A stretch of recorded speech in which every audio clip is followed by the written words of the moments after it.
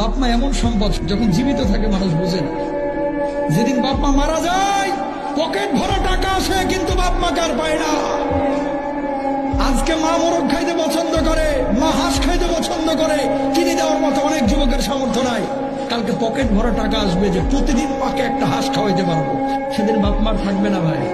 এই জন্য বউয়ের হক আদায় করেন, বাপ মার দিকে টেক কেয়ার করেন। বাপ মা বড় দামি জিনিস। আহা, যেদিন জন্ম দিয়েছে তার স্বামী না জানি এবার মরে যায়। কত মানুষ তো জন্ম দেওয়ার সময় মারা যায়, তুমি আমারও মাফ করে দিও। এইভাবে আপনারা দুনিয়ার মুখ দেখিয়েছেন, নিজের জীবন তারে বাজি রেখে। অনেক যুবক আছে বাপ মাকে না জানায় পালায় গিয়ে সুন্দরী মেয়ে বিয়ে করে ফেলায়। কথা বলেন ঠিক কিনা? বাপ মারা কষ্ট দেন না, বড় কষ্ট করে আপনার জন্য। এগুলো আপনি বুঝবেন না, বুঝবেন তখন যখন নিজে বাবা হবেন, বুঝবেন তখন নিজে যখন মা হবেন।